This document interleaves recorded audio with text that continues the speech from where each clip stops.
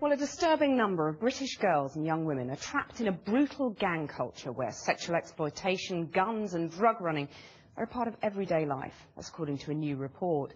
It's been revealed that female gang members in their teens are being pressured to have sex with boys as young as 10 to initiate men into the gangs. The report shows 2,500 children are known to be victims of child sexual exploitation by gangs and groups.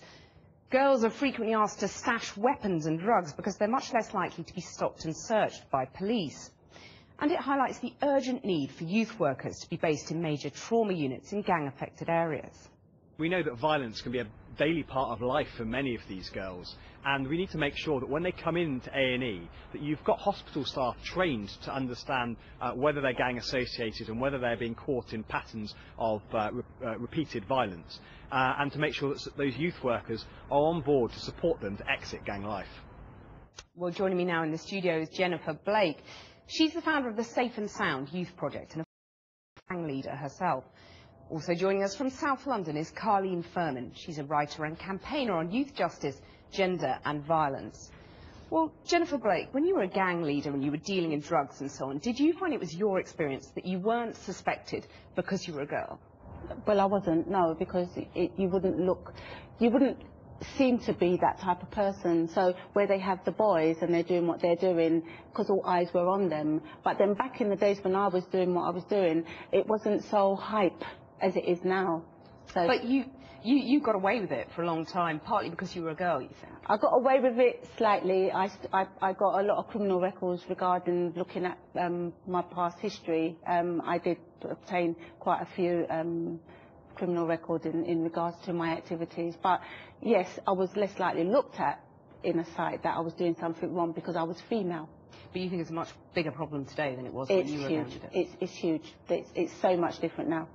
Well, Carleen Furman, let me come to you. A lot of this research today will be quite familiar to you because you've done a lot of work on it for a long time. Girls of 8 carrying drugs, girls of 10 being forced to have sex as some sort of initiation process. I mean, it's incredibly shocking. How widespread is it, in your view? Well, we don't have figures on how widespread the issue is, but we do know it's a national issue. The Misunderstood Partnership, one that I'm working for at the moment, received applications from 40 local authorities around the country just last August for help in responding to all forms of peer-on-peer abuse and exploitation, including that which takes place within street gangs. But as you say, we've had research into this issue going back from 2006. So we know that there's a problem. We've had cases go through the criminal justice system, and now we just need a coordinated response to the issue. But obviously it doesn't lessen the problem, but is it a problem that is by and large focused on inner city areas, or is it beyond that?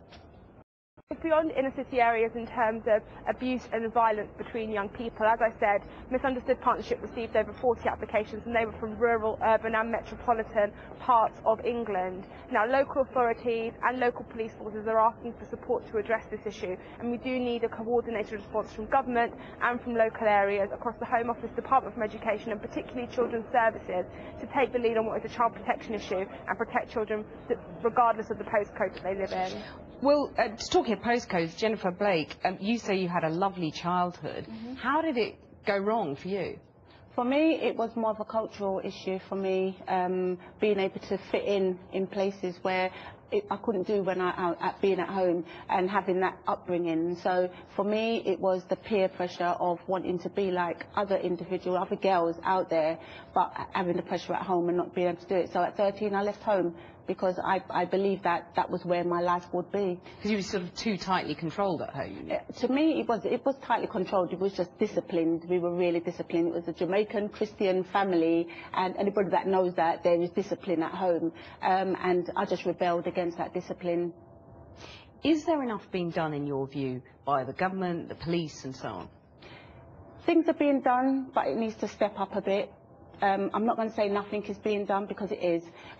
Where it needs to look at is the fact that when you look at females and their involvement, I've been talking about this from 2004 for my set-up Safe and Sound Youth Project, and it seems like it's only now that because there's some more reports coming out, then they look at there needs to be more done. If you look at Felton Prison and the amount of boys in Felton Prison, you can times that by 3 per one person to know how many girls are associated or affiliated in gangs.